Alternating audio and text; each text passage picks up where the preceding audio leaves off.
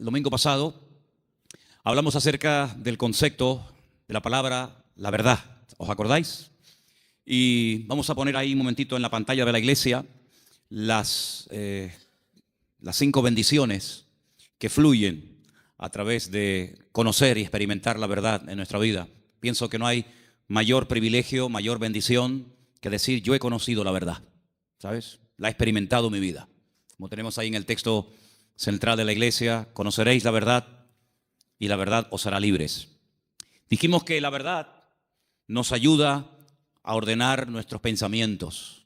Hay gente que a veces vienen del mundo o del trasfondo religioso del cual vienen, pues con unas ideas muy equivocadas, unas ideas muy alejadas de la verdad, de la sana doctrina, y por eso es muy importante conocer bien la verdad, conocer bien la palabra de verdad, conocer al Dios vivo y verdadero, para que de esa manera no siga habiendo en nuestra vida un caos, un desorden, una especie de anarquía, guiada muchas veces por emociones, por sentimientos, sino que es la verdad la que nos tiene que poner en orden nuestra vida. En segundo lugar, habíamos visto cómo la verdad tiene también algo muy positivo en nuestra vida, y es que anula todas las mentiras que el diablo a lo largo de los tiempos ha ido metiendo en nuestra mente.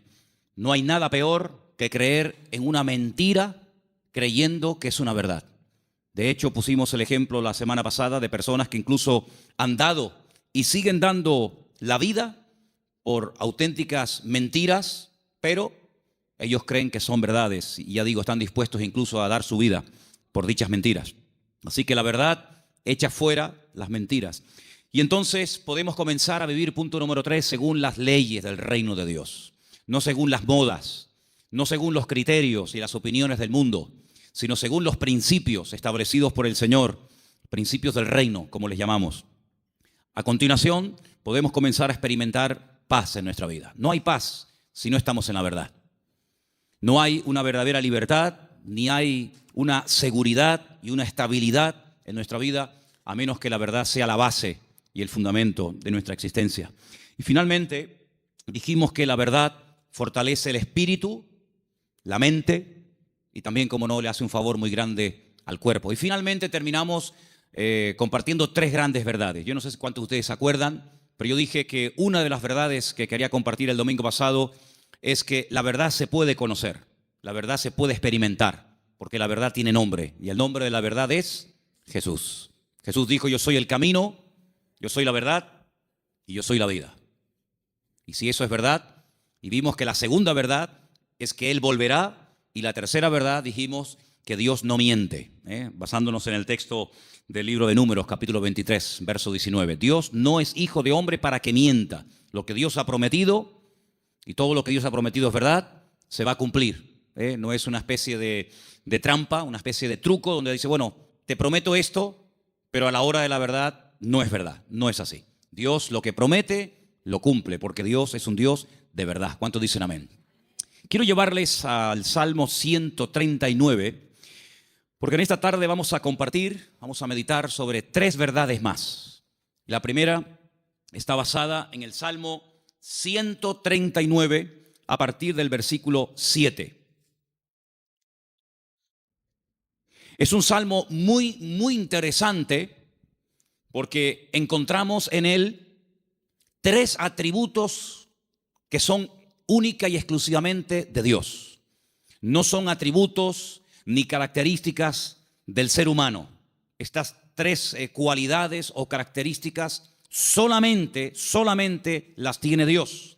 Y en este Salmo 139 aparecen estas 3. Hay salmos que aparece una, en otros salmos aparecen 2, pero en este casualmente, el Salmo 139, podemos encontrar la omnisciencia de Dios. Es decir, Dios todo lo sabe, todo lo conoce.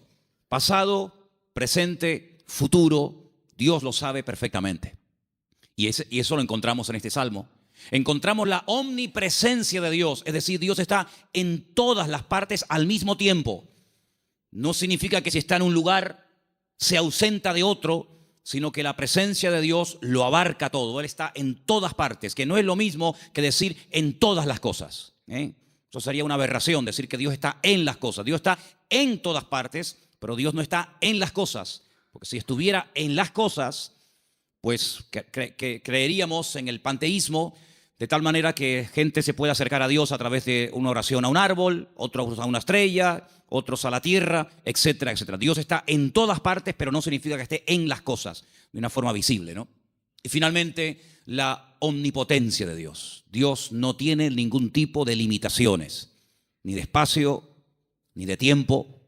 Por eso encontramos a Dios con una definición muy breve, pero muy profunda. Es la profundidad de la sencillez de Dios. Que Dios es espíritu. No lo limita el tiempo, no envejece, no caduca. La Biblia ha sido escrita en un lenguaje humano donde aparecen muchas figuras retóricas para explicar lo que Dios es y lo que Dios hace. Y hay una figura muy común en la Biblia que se llama antropomorfismos, y es utilizar elementos del cuerpo humano para hablar de aspectos o características de Dios. La Biblia dice o habla del brazo del Señor, sobre quién ha creído nuestro anuncio y sobre quién se ha manifestado el brazo del Señor. La Biblia habla de los ojos de Dios, la Biblia habla de la mano de Dios, pero son simplemente eso, antropomorfismos, es utilizar un lenguaje conocido, un lenguaje humano, ¿verdad? Distintas partes del cuerpo, para describir la naturaleza de Dios en la vida de su creación, en la vida de los seres humanos. Hemos oído a veces escuchar como que la naturaleza tiene el libre albedrío de hacer cuanto quiera, y no es verdad. Las leyes de la naturaleza las estableció Dios desde el principio de los tiempos. Fíjense qué curioso que todas las leyes que el hombre ha ido descubriendo con el paso del tiempo son leyes que estaban ocultas a los ojos del hombre. El hombre no las ha inventado, simplemente las ha descubierto, ¿verdad? Pero son leyes que Dios estableció desde el principio de los tiempos. Y uno de los libros más profundos de la Biblia, que es el libro de Job, encontramos el peso de la tierra, encontramos los nombres de algunas constelaciones y estrellas, encontramos cómo el viento pesa, ¿verdad? Cosa que no se descubrió hasta muchos siglos después, y encontramos muchas cosas muy interesantes acerca de las leyes de la creación. Alguien dijo que lo creado es una manifestación de las ideas y de la voluntad de Dios hechas realidad, ¿vale? Dios hablaba y su palabra se materializaba. Poder que no transfirió al hombre, imagínense. Es un poder simplemente, o es un poder que solamente se limita a él. Dios habla y lo que Dios ordena se materializa, se cristaliza, ¿sí? Sea la luz o sea cualquier otro elemento. Ahora, en el Salmo 139 vemos estos tres atributos de Dios, repito, omnisciencia, omnipresencia y omnipotencia. Y a partir del versículo 7, el salmista se hace una serie de preguntas muy interesantes, pero las hace en forma de sorpresa. Aquí dice: ¿a dónde me iré de tu espíritu? ¿A dónde huiré de tu presencia? Si subiere a los cielos, allí estás tú. Si en el Seol hiciere mi estrado, he aquí, allí tú estás. Si tomare las alas del alba y habitare en el extremo del mar, aún allí me guiará tu mano y me asirá tu diestra. Si dijere, ciertamente las tinieblas me encubrirán, aún la noche resplandecerá alrededor de ti. Aún las tinieblas no encubren de ti, y la noche resplandece como el día. Lo mismo te son las tinieblas que la luz. ¿Cuántos dicen amén? Ahora, en la Biblia encontramos a ciertos personajes que por las circunstancias que estaban atravesando no les quedó más remedio que huir y esconderse de las personas que querían quitarles la vida. Por ejemplo, piensen en Moisés. Cuando él tenía 40 años, dice la Biblia que él para mediar en una disputa, en una pelea, dice que él se levanta contra un egipcio y lo mata y lo oculta. Pero aparentemente se ve que su crimen, su asesinato no quedó digamos, oculto. Y al día siguiente alguien le dice: ¿me vas a matar a mí como ayer mataste al egipcio?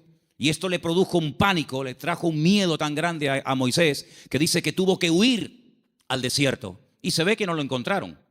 Se ve que el faraón, que a lo mejor intentó encontrarlo, fue todo en vano, porque pasó 40 años en el desierto y la Biblia no dice en ningún momento que a Moisés lo localizaron y lo llevaron a Egipto y lo sentenciaron. Por lo tanto, supo huir y se escondió, pero tuvo que huir. Tenemos, por ejemplo, el caso de David. David es un joven que recibe el llamado de Dios, la unción, el respaldo de Dios siendo muy joven. El profeta Samuel derrama sobre él aquel cuerno lleno de aceite que tipificaba la unción que él tendría el día de mañana para ser el segundo rey de Israel. Y dice la Biblia que durante muchos años, David tuvo que huir y tuvo que escaparse y esconderse porque Saúl estaba obsesionado con quitarle la vida. Y se ve que lo hizo bien, por supuesto, la bendición de Dios también estaba con él, porque Saúl nunca lo encontró, a pesar de que muchas veces estuvo muy cerca de echarle mano, incluso hasta de quitarle la vida. Así que vemos que hay hombres en la Biblia, seguramente hay otros, que tuvieron en momentos puntuales de la vida que huir. Pero lo que me llama la atención es que estas personas huían de hombres y fueron capaces de ocultarse de esos hombres, sea Faraón, sea Saúl, que querían quitarle la vida. Pero lo curioso es que en el primer libro de la Biblia, el libro del Génesis, el primer hombre intenta jugar al escondite con Dios. Porque dice la Biblia que cuando Adán peca, se esconde de Dios. Como si Dios no supiera dónde está. Es decir, Adán está tratando a Dios como si fuera un hombre. Así como Saúl no pudo encontrar a David porque sabía dónde esconderse. Y así como Moisés se supo meter en el desierto y no lo encontraron. Adán creía que se podía ocultar de Dios. Sin embargo, el Señor sabía perfectamente dónde está.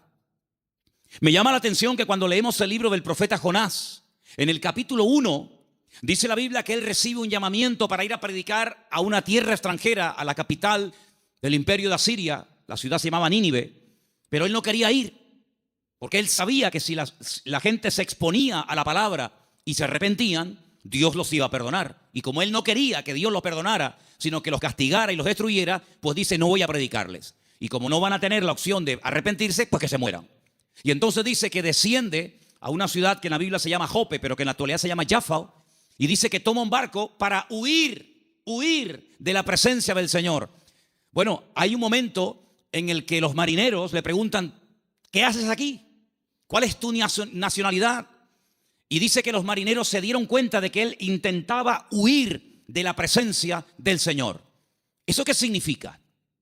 Bueno, en ese momento, y hasta siglos más tarde, se creía que Dios donde estaba y donde Dios vivía y moraba era en Jerusalén, en el templo que estaba en el monte Moriah. Y cuanto más lejos me alejara de Jerusalén, y si encima me monto en un barco y me voy mar adentro, pues es como que la presencia de Dios la dejo atrás y Dios pues no me encuentra. Yo estaba leyendo hoy justamente el libro de Jonás y hay una canción que nosotros cantamos en la iglesia, parte del Salmo 118, que dice, desde la angustia invoqué al Eterno y Él me oyó. Y en la oración que Jonás hace desde el vientre del gran pez, pues dice la Biblia que él dice, desde la angustia invoqué al Eterno y Él me respondió. Así que el Salmo 118, Jonás lo sabía perfectamente, pero el 139 se ve que se olvidó. Porque el 139, el salmista dice, ¿a dónde me voy a esconder? ¿A dónde voy a huir de tu presencia? Vaya a donde vaya, sea hacia arriba, sea hacia abajo, sea a la izquierda o sea a la derecha, nunca podré huir de tu presencia, porque él tenía bien claro el concepto de la omnipresencia del Señor. ¿Cuántos dicen amén? Ahora, esta gente huía en el sentido negativo, pero hermanos, esto nos tiene que producir un gozo y una alegría a todos y a cada uno de nosotros enorme, inmensa. ¿Sabéis por qué? Porque vayamos a donde vayamos, no importa las circunstancias en las que nos encontremos, la presencia del Señor siempre, siempre estará a nuestro lado. ¿Cuántos dicen amén? No importa si te encuentras en una cárcel, allí el Señor sabe que estás. ¿O acaso nos hemos olvidado de que una noche bien tarde Pablo y Silas cantaban, los presos les oían, pero no solamente los presos les oían, sino que el Señor en el cielo también les oía y dice que los liberó de una forma tremenda? ¿Cuántos dicen amén?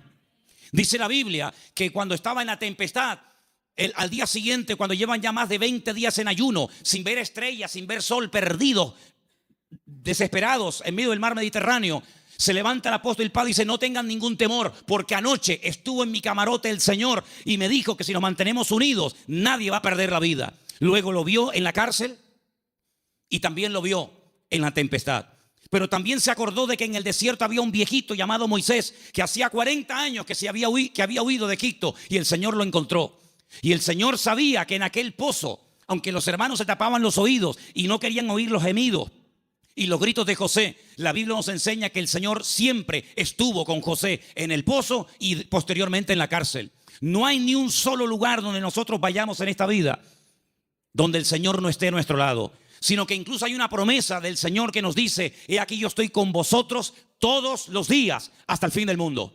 Hoy estaba analizando, estaba echándome un rato la siesta y de repente, ¡pum!, me desperté como un resorte y me fui a mi oficina y empecé a escribir todo lo que me venía a la cabeza. Y fíjate, me venía a la cabeza cuando Elías, huyendo, otro que huye también, en este caso no de un rey, no de un faraón, sino de una mujer llamada Jezabel, la reina perversa, esposa de Acab, que quiere matarlo. Dice que salió corriendo, huyendo para que Jezabel no pudiera matarlo.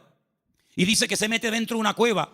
Y entonces dice que de repente se produce un terremoto tremendo, tremendo, a tal punto que dice que las rocas se parten por la mitad. Pero dice, Dios no estaba en ese terremoto. Más adelante dice que viene un viento huracanado espectacular, tremendo, que lo arranca todo. Y dice, pero Dios no estaba allí tampoco. Y al final, después de muchos, cosas de la naturaleza, dice que viene un viento apacible. Y él reconoce que en esa calma y en esa quietud estaba el Señor.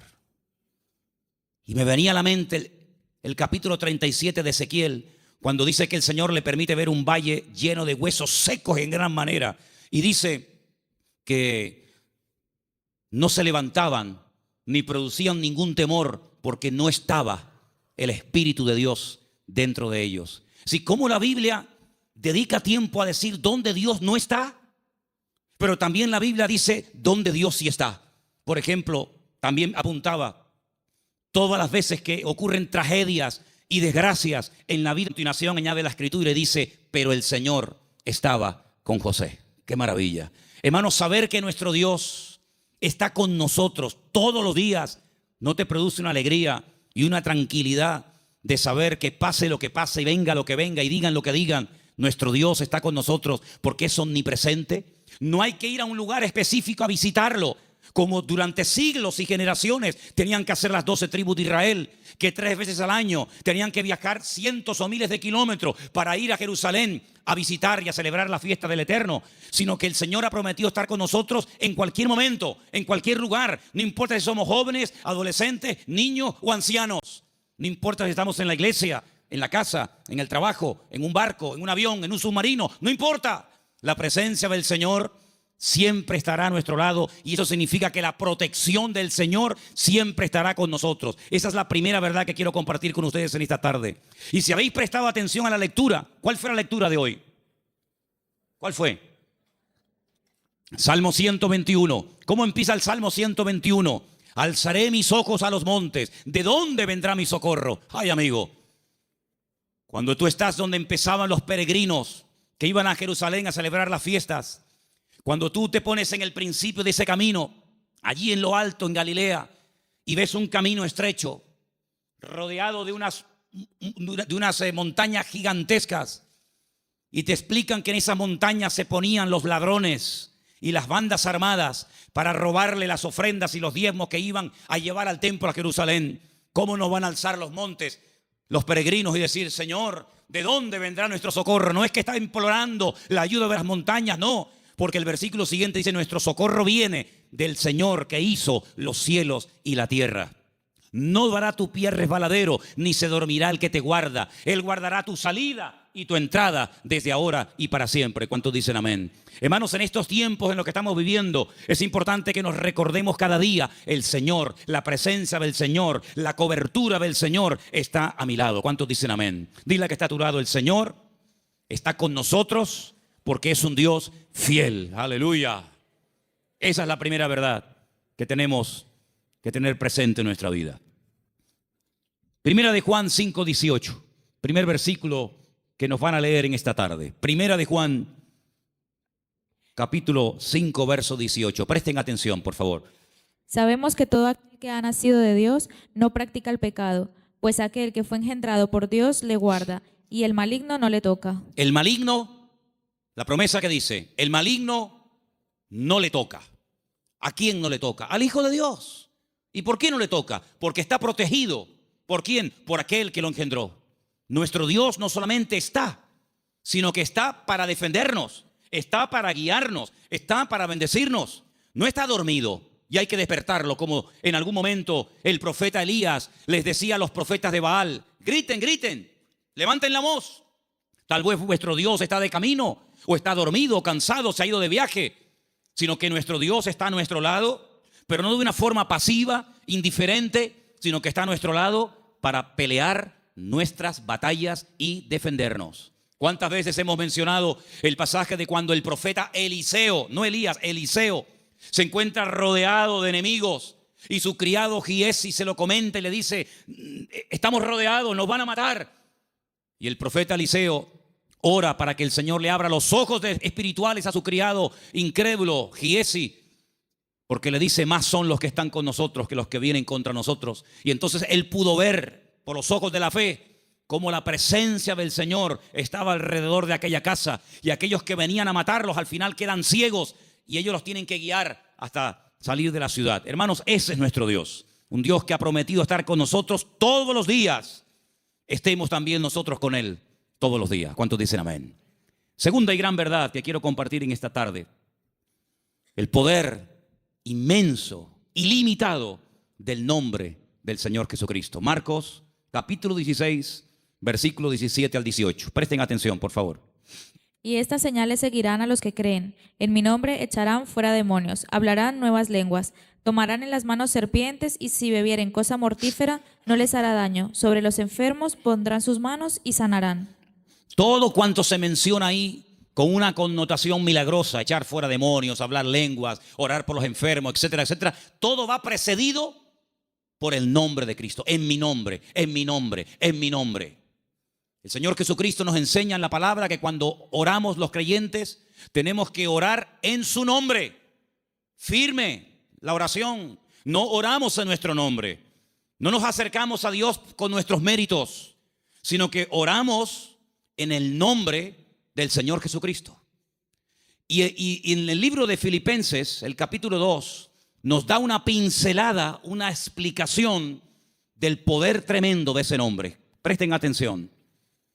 Después de humillarse, después de despojarse de toda su gloria y dignidad, después de haberse hecho siervo y estando en la condición de hombre, se humilla hasta lo sumo y muere de una forma terrible, como era la muerte de cruz, y haciéndose obediente hasta la muerte. A continuación de eso, dice: por lo cual Dios lo exaltó hasta lo sumo, a lo máximo, y le dio un nombre sobre todo nombre. Y ahora escucha versículo 10: para que en el nombre de Jesús se doble toda rodilla de los que están en los cielos, en la tierra y debajo de la tierra, y toda lengua confiese que Jesucristo es el Señor, para gloria de Dios Padre. El poder del nombre de Cristo, no somos conscientes de lo poderoso que es mencionar ese nombre. Los demonios huyen y tiemblan cuando se menciona el nombre de Jesucristo. Es un nombre de poder, es un nombre de autoridad. No hay nada ni nadie que se resista al poder del nombre de Cristo. Una vez escuché a un predicador que vino a Las Palmas hace muchos años. Había sido misionero en África. Y un día no se le ocurre otra cosa más que ir a una tribu de caníbales. Y dice que mientras dormía en una choza durante la noche, hay un momento en el que él se despertó y ve a un caníbal con un garrote a punto de darle un palo en la cabeza y matarlo. Dice que fue algo tan rápido, no había tiempo para decir: hermano, vamos a orar, espérate un momentito. Dice que solamente dijo: Jesús. Solamente mencionó el nombre del Señor. Y dice que se le cayó ese garrote de la mano a este hombre y salió corriendo. Hermanos, hay millones de testimonios de personas que han sido sanadas, liberadas, salvadas, bendecidas y transformadas por el poder del nombre de Jesucristo. Es un nombre que tenemos que utilizarlo cuando oramos, cuando hacemos cualquier cosa: conducir, estudiar, trabajar, salir, entrar. Porque no solamente es una sugerencia, no solamente es una propuesta, una idea que les lanzo, sino que es un mandamiento bíblico. Vamos a leer en Colosenses 3:17. Fíjense cómo la Biblia nos enseña lo que estoy diciendo en esta tarde. Colosenses 3:17, por favor. Y todo lo que hacéis, sea de palabra o de hecho, hacelo todo en el nombre del Señor Jesús, Todo. dando gracias a Dios Padre por medio de Él. Todo lo que hacéis, todo lo que habláis, hacerlo todo en el nombre del Señor Jesucristo. Cuando se monten en el coche a conducir, Señor, en tu nombre pedimos que nos traigas y que nos lleves de regreso a casa con tu paz y con tu bendición. Cuando vayas a un examen, cuando vayas a prepararte para hacer un examen o estudiar, Señor, yo me preparo, yo estudio, yo memorizo, pero yo pido que en tu nombre este examen salga bien, Señor. Cuando vas a trabajar o cuando vas a buscar trabajo, cuando vas a dormir, cuando vas a levantarte, todo lo que hacemos y todo lo que decimos, dice, hacedlo todo en el nombre de nuestro Señor Jesucristo. ¿Cuántos dicen amén? Y vas a ver cambios, vas a ver algo diferente en tu vida, porque ese nombre es un regalo, permítame la palabra, que Dios le ha dado al creyente, a sus hijos, a su pueblo, a su iglesia, para que lo use. El Señor Jesucristo le dijo un día a sus discípulos, no habéis recibido nada porque no os habéis atrevido a orar en mi nombre, pero a partir de ahora, todo lo que pidáis en mi nombre, os lo daré, para que mi Padre sea glorificada en esa petición. ¿Cuántos dicen amén? Así que esta es la segunda verdad que tenemos que interiorizar en nuestra vida. Tenemos un nombre, hermanos, un nombre de autoridad en el cielo, en la tierra donde vivimos ahora mismo y aún debajo de la tierra. Un nombre que no tiene limitaciones de ningún tipo. Pues vamos a usarlo, porque la Biblia dice que es el regalo del Padre al Hijo, un nombre que es sobre todo nombre, para que en ese nombre se doble toda rodilla de los que están arriba en el cielo, en la tierra y aún debajo de la tierra, y toda lengua confiese que Jesucristo es el Señor, para gloria de Dios Padre.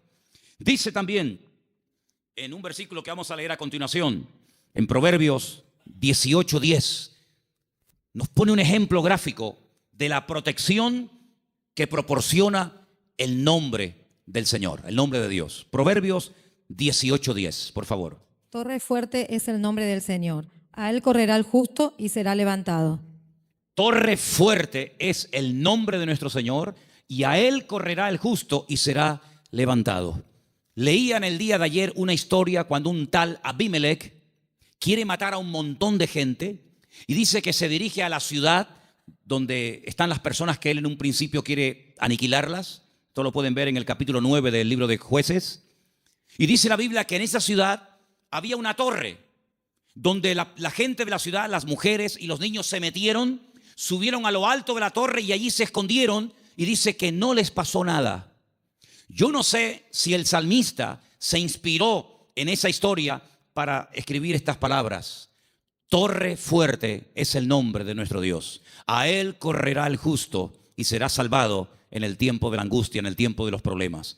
Así que, hermanos, les animo a que en esta semana, no en vano, porque fijaros que sagrado es el nombre del Señor, que hay un mandamiento de los 10, del decálogo, hay uno que curiosamente hace referencia a su nombre. No tomarás el nombre de tu Dios en vano. Pero bueno, una cosa es no tomarlo en vano y otra cosa es no tomarlo nunca. Por lo tanto, cuando menciones el nombre del Señor, que la gloria, una vez obtenida la respuesta a esa petición o a esa necesidad, que la gloria no sea para ti, sino que la gloria se la lleve el Señor. ¿Cuántos dicen amén? Hay también una tercera verdad que quiero esta tarde. Y para los que no estuvieron, el otro día aquí en la iglesia, el día jueves, en la carta de Pablo a Tito, una carta pequeñita que está por ahí por el Nuevo Testamento, ustedes la tienen también, no les quepa la menor duda. El apóstol Pablo deja a Tito en la isla de Creta para que impida que se mezclen o que se metan en la iglesia falsas enseñanzas, falsas doctrinas, etc. Y una de las cosas que el apóstol Pablo le decía a este joven pastor es que en la iglesia tiene que haber, a nivel de cuerpo, una sana doctrina, y que el liderazgo, los ancianos que él iba a nombrar para que ocuparan cargos de responsabilidad en la obra, tenían que ser personas con una serie de características. Algunas eran prudentes, con paciencia, serios, sobrios, etc. Pero lo que me llamó la atención es que dice, y el liderazgo tiene que tener una fe sana. Bueno, literalmente dice que sean sanos en la fe. Y esto despertó mi curiosidad, porque la tercera verdad que quiero que en esta tarde escuchen ustedes y quiero compartir es el poder que tiene el cuerpo, el pueblo del Señor, siempre y cuando la fe de esa iglesia sea una fe sana. Y algunos dirán, pero ¿cómo que una fe sana? ¿Es que acaso hay una fe que no es sana? Pues sí. La fe a veces se puede enfermar. De hecho, vimos el jueves, repasamos un poco, que hay un momento puntual en el ministerio del Señor Jesucristo en el que algunos discípulos vienen y le dicen: Señor, nos ha pasado algo y queremos contártelo. Hemos entrado a una ciudad y no nos han querido recibir. No han sido hospitalarios, han sido fríos. Incluso nos han pedido que nos marchemos de la ciudad, que no quieren saber nada de ti, de tu ministerio ni de tus palabras. Y le dicen ellos al Señor, y uno de ellos era nada más y nada menos que Juan. ¿Quién lo diría? Señor, ¿quieres que oremos para que caiga fuego del cielo y los destruya a todos? Oye, qué fe, ¿eh? Ellos creían que si oraban y que cayera fuego del cielo, el Señor respondería a sus oraciones. Pero el Señor dice: alto, alto, alto. No. Ese espíritu no es el que debe de caracterizar a un discípulo mío. La fe no es para destruir, la fe es para edificar. Si en todo lugar donde no nos escuchan vamos a pedir fuego, vamos a prenderle fuego a todo el país. Y una vez dije: ¿por qué se creen ustedes que el Señor se llevó al profeta Elías? Porque como siguiera como seguía, le iba a prender fuego a todo el país. El único que iba a quedar con vida era él. Pero saben, hermanos, esa es una fe distorsionada. Es una fe mal encaminada. Es una fe que, como una especie de lámpara de Aladino, te crees que todo lo que pides tienes que recibirlo. Y no está basada en la razón, no está basada en la palabra, en el sentido común, sino está basada en una emoción, en un rechazo que sientes hacia una gente que no te ha querido escuchar. Y es una fe que no tiene nada que ver con una fe sana, que es la fe que tiene que tener el creyente. Es una fe totalmente distorsionada, una fe que no es la que yo quiero que ustedes tengan. Luego Pablo también hablaba de que había gente que tenía fe fingida. Fe fingida. Y Pablo dice a Timoteo: yo doy gracias a Dios que la fe que tú tienes no es fingida. Porque la fe que tú tienes primeramente la tuvo tu abuela y después se la traspasó a tu madre y ahora la tienes tú.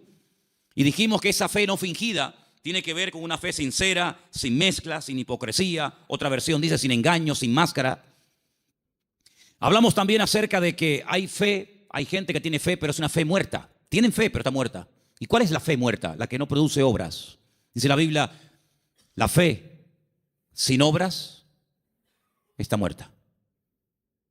Por lo tanto, cuando vamos a este tercer punto y hablamos acerca de la protección sobrenatural que hay sobre nuestra vida y de lo indestructible que es el pueblo del Señor, para que eso se dé, tiene que haber una fe sana entre nosotros. No una fe rara, distorsionada, enferma, sino una fe puesta en las promesas y en la palabra de nuestro Dios. ¿Cuántos dicen amén? Y entonces esa fe va a traer estabilidad. Esa fe va a traer una revelación del verdadero Dios al cual tenemos que honrar, adorar y servir. Porque yo creo con todo mi corazón que la forma como oramos, la forma como nos planteamos nuestro estilo de vida, las decisiones que tomamos o no, es decir, todo lo que hacemos en la vida como creyentes, gira en torno al concepto que tenemos de nuestro Dios. Es decir, si nuestro concepto de Dios está equivocado, por mucha fe que tengamos, no estamos actuando correctamente. Y volvemos al principio del mensaje de hoy. Jonás creía que había lugares donde se podía esconder de Dios y Dios no encontrarlo.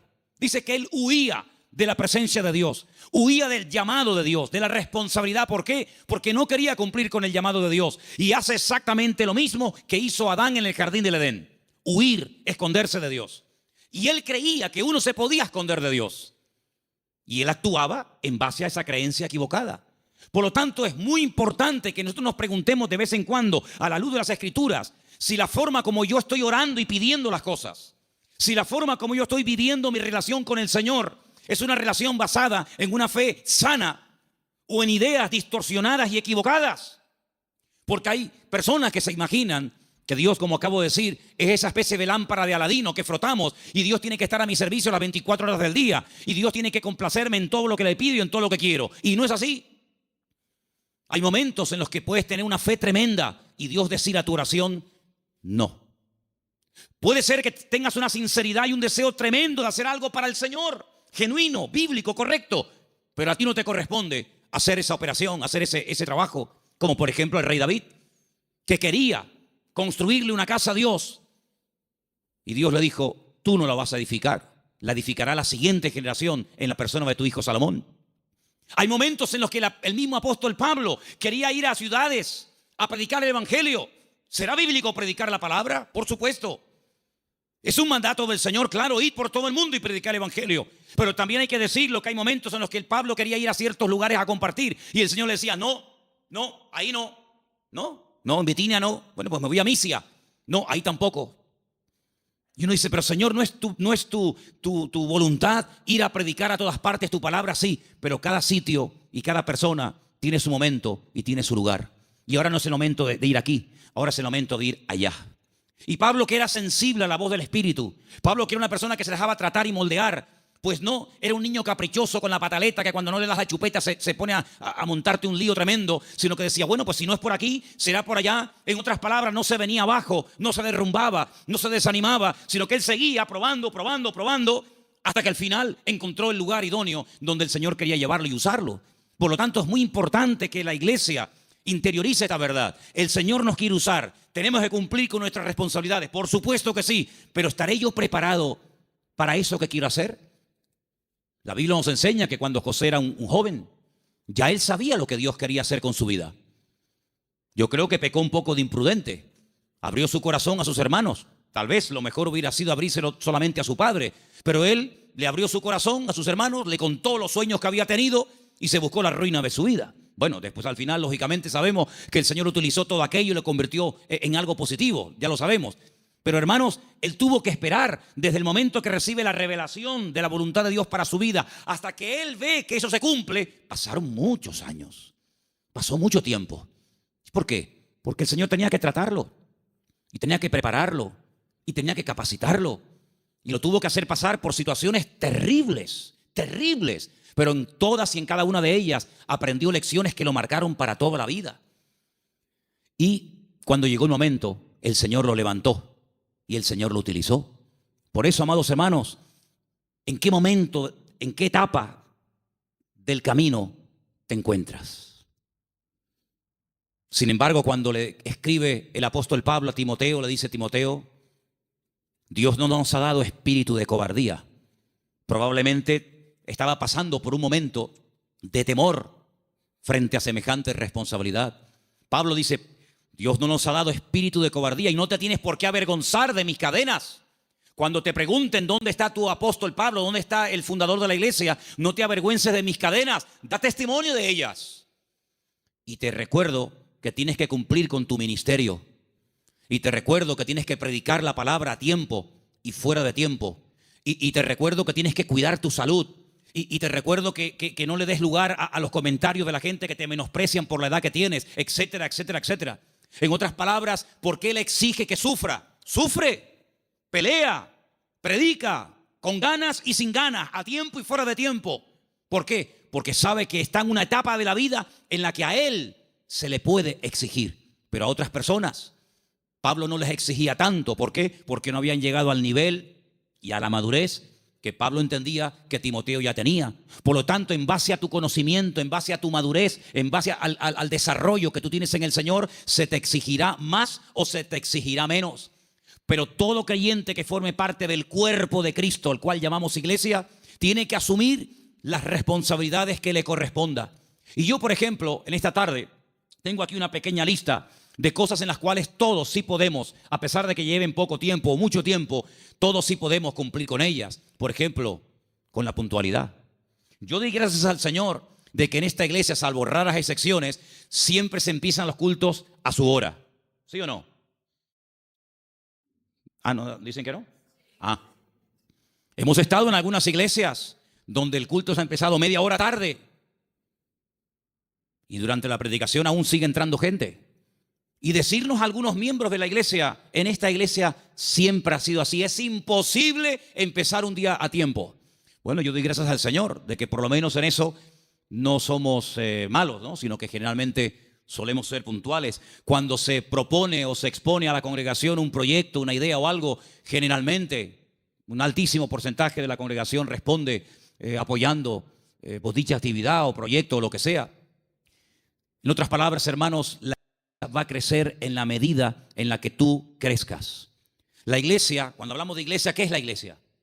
La iglesia eres tú, y tú, y tú, y cada uno de nosotros. Y la iglesia, ese concepto a veces tan abstracto, como dice ¿la iglesia qué es? Pues la iglesia eres tú. La iglesia tendrá la madurez de todos y cada uno de nosotros. Pero esa madurez, ¿dónde la aprendemos? ¿Aquí o ya venimos con ella de casa?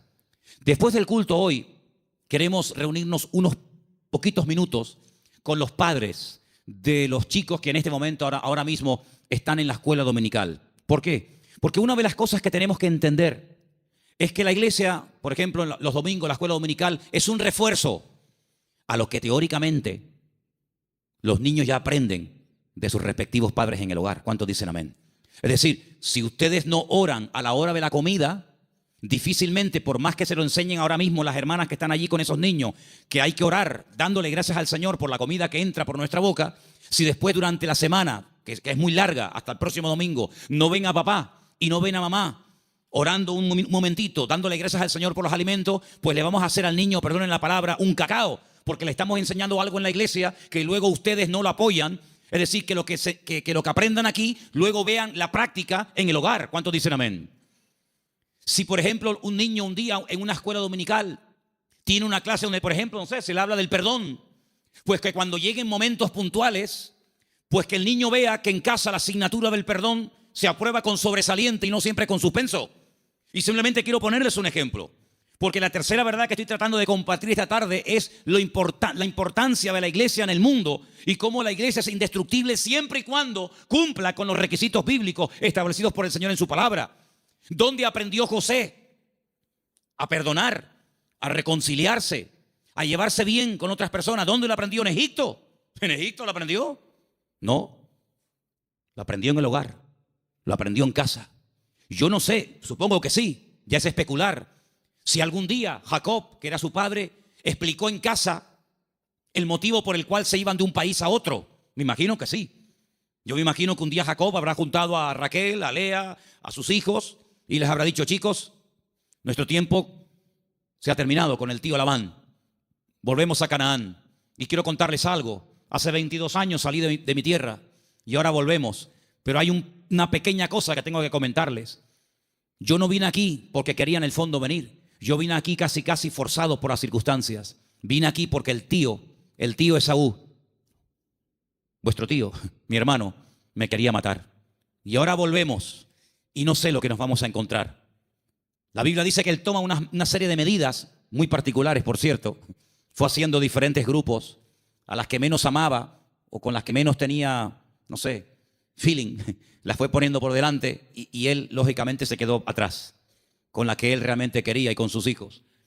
Y le llega la noticia de que el tío Esaú viene con 400 hombres armados hasta los dientes.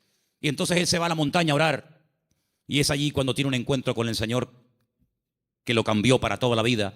Y es allí donde pelea con un ángel. Y dice la Biblia que allí donde Dios le cambia el nombre de Jacob por Israel. Y al día siguiente llegó el momento de la verdad, amigo. Llegó el momento de a ver qué pasa. O se acaba todo o empieza todo. Y allí se va José con su padre, con sus hermanos. Y allí dice la Biblia que Jacob y Esaú se abrazaron, se perdonaron, se reconciliaron y todo se solucionó. Y allí estaba José. La primera vez en su vida que veía al tito Esaú. La primera vez en su vida que veía algo tan impactante que sin lugar a dudas lo marcó. Porque esa reconciliación entre el tío y su papá lo marcó de tal manera que años más tarde, cuando él es vendido por sus propios hermanos, cuando él se da a conocer a ellos y les revela su identidad y les dice: yo soy José, no tiene ni la más mínima gota de rencor, de remordimiento en su corazón, porque él aprendió de una forma objetiva lo que era el perdón y la reconciliación en su familia. ¿Y qué es lo que hace? Él después proyecta en los demás lo que en el hogar aprendió de una forma práctica. Por eso, amados hermanos, es muy importante que lo que ustedes aprenden en los cultos, lo que los niños aprenden en la escuela dominical, luego durante la semana se van a presentar muchas oportunidades para orar, para pedir perdón, para saber cómo reaccionar ante una situación. Y entonces ahí es donde tenemos que trabajar en equipo. Porque la iglesia que entiende que no somos solamente iglesia cuando nos reunimos aquí en Garcilaso de la Vega, número 13, y cuando apagamos la luz y arrancamos los coches y cada uno se va a su casa, dejamos de ser iglesia. No, seguimos siendo iglesia. Seguimos siendo iglesia. No en un lugar físico como este. La iglesia ahora se divide para multiplicar. La iglesia que se divide dentro es una ruina. Pero la iglesia que fuera, cuando termina el culto, se divide y se lleva la bendición de Dios, se divide, entre comillas, para después multiplicar y para extender la luz del evangelio fuera. ¿Cuántos dicen amén? Por eso es muy importante que nosotros nos preguntemos y nos analicemos de vez en cuando cómo va el nivel de nuestra fe. Quiero ponerles un pequeño ejemplo de la Biblia, donde dice la palabra que un padre desesperado, un padre con un problema con un hijo que nada ni nadie puede solucionar, fue un día con toda la fe y con toda la sinceridad del mundo a pedir ayuda al Señor. Pero el Señor no estaba. La Biblia dice que el Señor había pasado la noche en oración con 3 de sus discípulos en la montaña. Pero bueno, ya que estoy aquí, aprovecho para que por lo menos los discípulos del maestro oren por mi hijo. Y fue un fracaso. No resultó.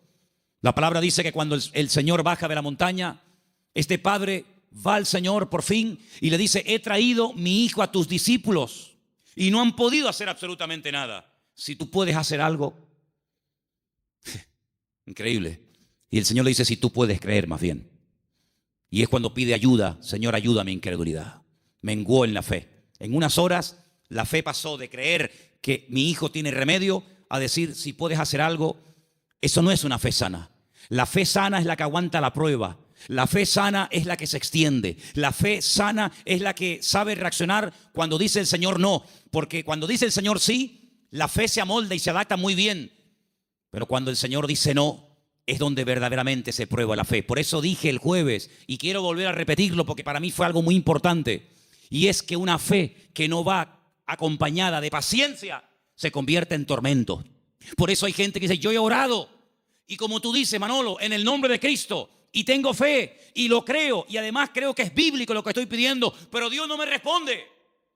Pero es que la fe sin paciencia se puede llegar a convertir en un tormento. Por eso una fe sana es la fe que va acompañada de paciencia. Y de ahí que el salmista diga, y volvemos a mensajes de la semana pasada: encomienda al Señor tu camino, confía en Él y Él hará cuando lo crea oportuno. ¿Cuántos dicen amén? Por eso la iglesia, claro que es indestructible. Hay promesas que las puertas del infierno no prevalecerán contra el pueblo de Dios, pero siempre y cuando el pueblo de Dios se mantenga alineado y siempre y cuando el pueblo del Señor tenga ese mismo sentir. Permítame llevarles al libro de Filipenses, por favor. En la carta del apóstol Pablo a los Filipenses, y mientras la buscan, decirles, amados hermanos, que esta carta se escribió desde la cárcel en Roma. En el capítulo 4 de la carta de Pablo a los Filipenses, ustedes van a encontrar que el apóstol Pablo está hablando de gozo, de regocijarse. Y uno dice: pero ¿cómo es posible que en semejantes circunstancias el apóstol Pablo escriba una carta cuya palabra más repetitiva es la palabra gozo y alegría? Bueno, pues porque el gozo del creyente, la estabilidad del creyente, no depende de si está en libertad o privado de libertad, sino depende de una fe sana depositada en los brazos del Señor. Pero en medio de la carta, cuando él está explayándose, dando unas explicaciones extraordinarias sobre todo esto, llegamos al versículo 2, Filipenses 4:2, donde él hace un ruego, una tarea que les pongo: escriban en un papel todas las veces que Pablo le rogó a alguien algo. No lo hace mucho, pero aquí tienen un ejemplo. Este no vale, tienen que buscar otro. Le ruega a Evodia y a Síntique que sean ¿qué? De un mismo sentir en el Señor. Evodia y Síntique eran unas hermanas de esta congregación, eran creyentes, fieles asistentes a la congregación, que no les está haciendo un llamado para que acepten al Señor en su vida y se conviertan. No, ya son creyentes, son hermanas de la congregación, pero entre ellas hay algo. No son de un mismo sentir. Algo pasó entre estas hermanas que a Pablo le perturba. Y Pablo, hay un momento en el que hace un paréntesis en el desarrollo del tema de la carta de Filipenses y dice: ruego a Evodia y a Síntique que sean de un mismo sentir en el Señor. Porque una iglesia, como un matrimonio que tiene un mismo sentir, es algo indestructible. ¿Cuántos dicen amén?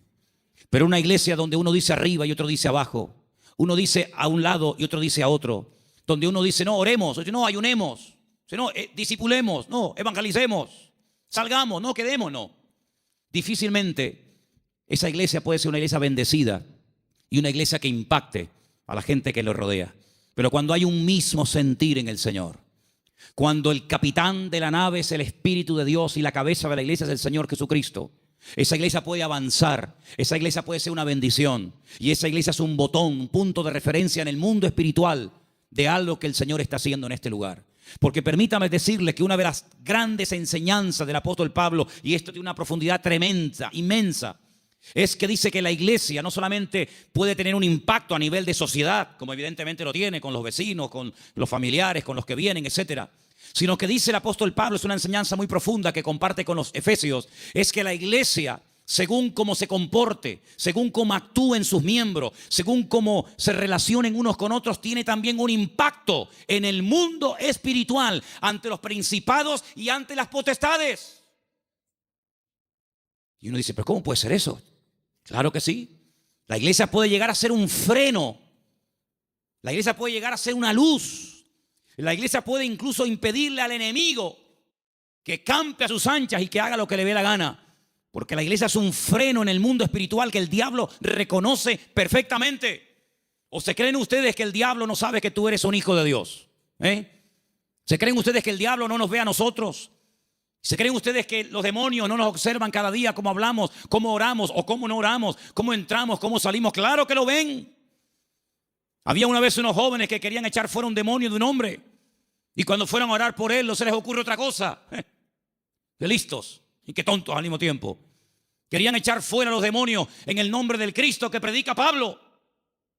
Y los demonios le respondieron y les dijeron a los 7 hijos de Seba, así se llamaba el padre de estos muchachos: conocemos a Pablo y conocemos al Cristo que predica Pablo, pero a vosotros no os conocemos absolutamente de nada.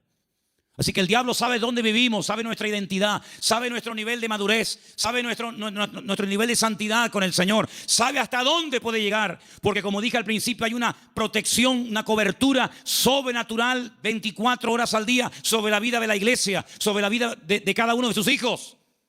Pero a veces nosotros podemos abrir rendijas, a veces nosotros incluso hasta le damos ideas al enemigo. Por eso dice Pablo, no le deis lugar al diablo, no le deis lugar al diablo en tu casa. Si hay algo por donde está colando el enemigo, sé sabio y quítalo, elimínalo. Si hay algo en tu vida que produce que entres en un picado, un enfriamiento, en un apartamiento de la palabra y del Señor, aléjalo de tu vida. Rodéate de gente espiritual. Lee libros que te edifiquen y no que te destruyan y te confundan más. Acércate a la palabra del Señor, busca al Señor, porque cuando tú te metes en la presencia del Señor, todo lo que tú aprendas, todo lo que tú recibas, todo lo que tú crezcas, después cuando vengas a la congregación, aunque no hayas abierto la boca y nadie se haya enterado que has entrado ni que has salido, te puedo asegurar que tu vida en el mundo espiritual produce un impacto. ¿Cuántos dicen amén? Y podemos tener el enemigo a raya simplemente con nuestra presencia. Por eso, amados hermanos, estas 3 verdades: la protección y la presencia del Señor permanente sobre nuestra vida, el poder y la autoridad del nombre de Jesucristo, y la responsabilidad y el privilegio de formar parte del pueblo del Señor, que ¿saben cómo lo define el Señor? ¿Saben cómo nos define nosotros el Señor?